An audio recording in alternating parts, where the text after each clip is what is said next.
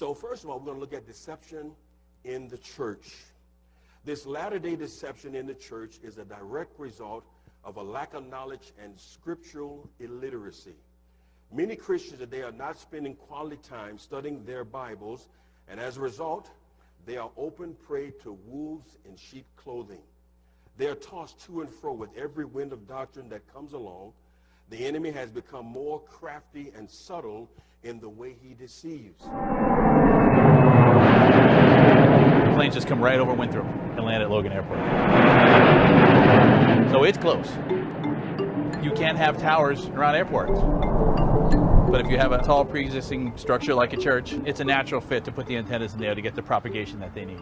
My name is Tom Moylan. I'm the president of STEEPLES. We are a company that represents thousands of churches nationwide to help them do deals with tower companies to use their steeples in their properties for cell sites. This is the First Church of Winthrop United Methodist. It's a very old historic church, but over time the steeple has deteriorated. There's a bunch of antennas all over the church that really shouldn't be there. Tearing down the old one, and then with all the carriers cooperating with the church, we've designed a new steeple without the gear hanging all off the outside.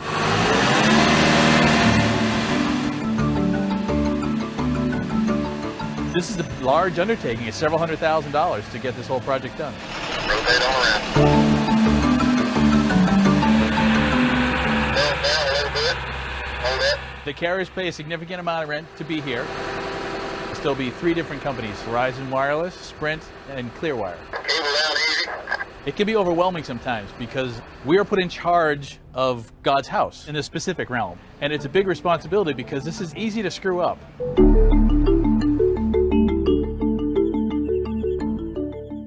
In these last days, Satan has intensified his efforts to deceive.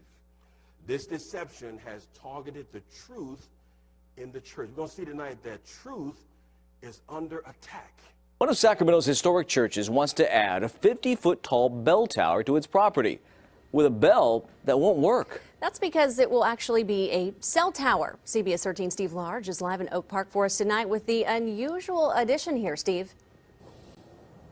Yeah, live in front of the Shiloh Baptist Church, where the church cross is lit up high in the sky right now, and this fake church bell would be the same height as that cross. Easy to see, but built at the same time so you don't see what it really is at all. Because we're living in the times, we live in the 21st century. You know, a lot of times people say, well, you know, this is a new age. You know, brother, you need to bring your beliefs up to the new age. Well, we're going to see that's dangerous. We must stick with truth because truth never changes, and we're going to see that this evening. Now, I want to define deception. What is deception? Since we're dealing with deception, deception is defined as the act of deceiving. Ra Elby lives next door.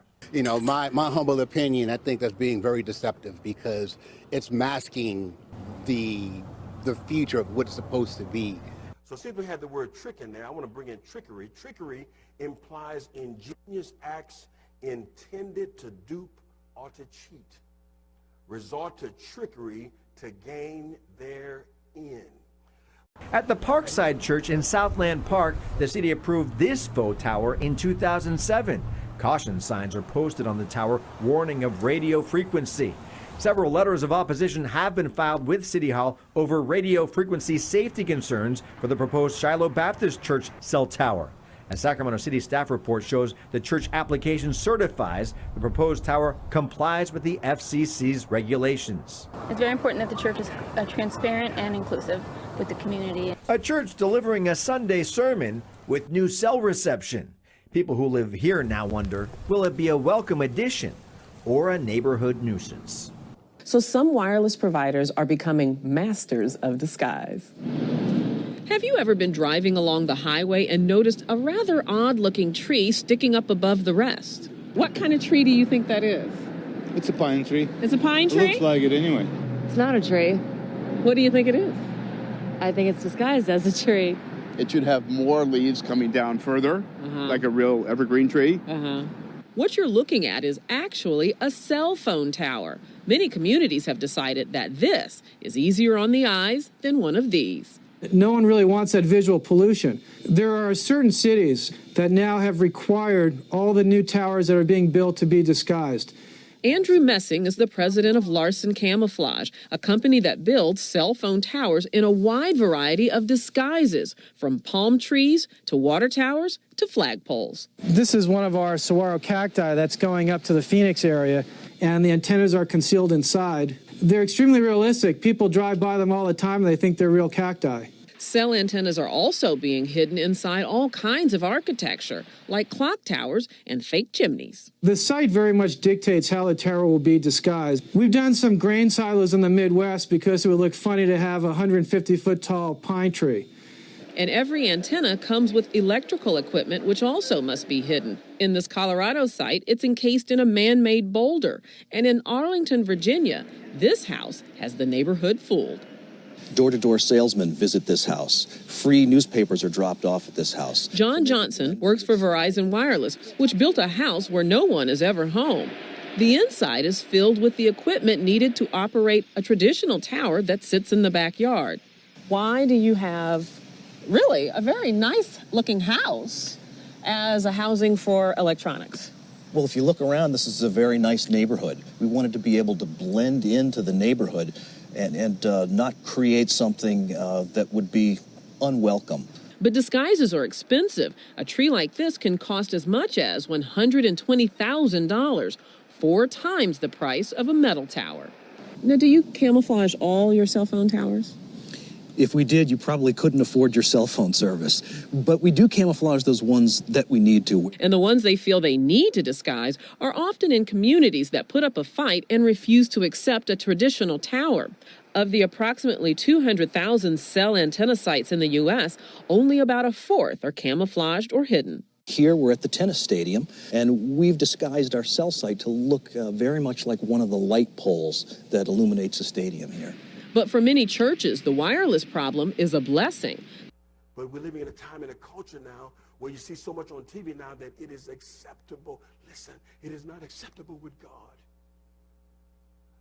This is a hard thing to preach, but it's truth. This Washington congregation receives more than $1,000 a month to allow antennas to operate in their steeple. It's sort of serendipity that we came to have this, and so I think a lot of churches would like to have it.